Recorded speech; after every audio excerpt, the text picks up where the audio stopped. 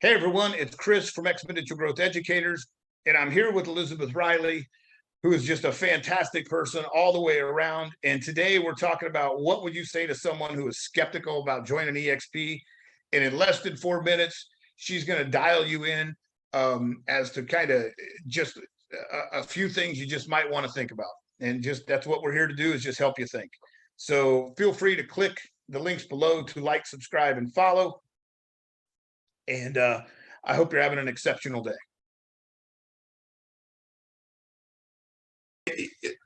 I do have kind of an eXp question here for you. If you had an agent sitting down, we were sitting down or doing a Zoom and talking to them, and they were skeptical about eXp, even though the evidence is overwhelmingly supportive.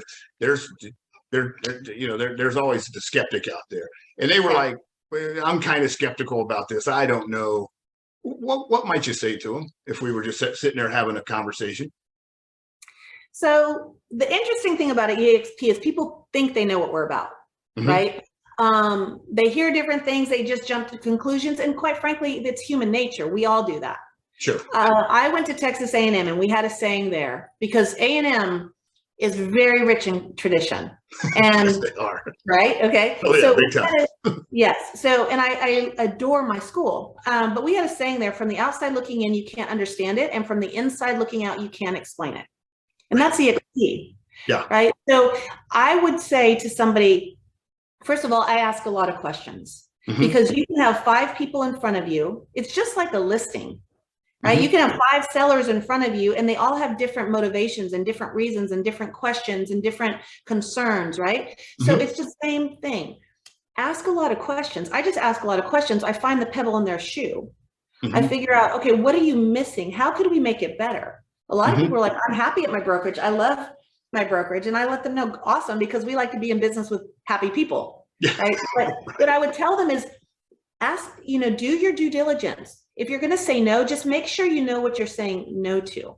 But I think a lot of times agents talk too much, and they like to tell their story, right? So if I sat in front of an agent telling my story, well, that might not resonate with them.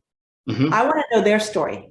I want to get to know them. I build a relationship with them, but I would tell them to check out some of our classes, come be our guest, come to some of our trainings, talk to a number of agents. I get people on Zoom all the time just asking questions and sharing different perspectives around the country. So people that are very entrepreneurial understand what we're doing, or maybe they don't, but they're excited about what we're doing. So if there's somebody that's skeptical, I would just encourage them to stay in curiosity, keep asking questions, keep digging a little bit, make sure you understand what we're really about, because the reality is, until you're in our company and you experience our culture, you truly aren't going to understand.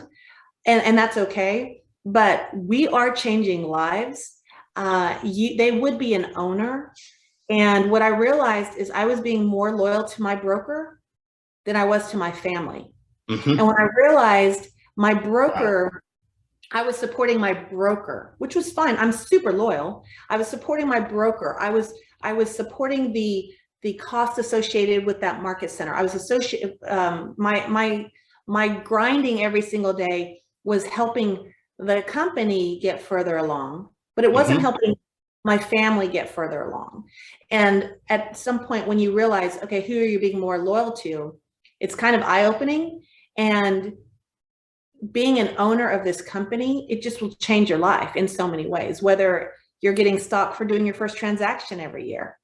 Right? Something as simple as that is already making a big difference from the other models, because they don't have ownership in that. So just really, I would just say, ask the questions, understand what's important to that person you're talking to, and have a conversation with them and see if we're a fit, because we're not a fit for everybody, and not everybody's a fit for us.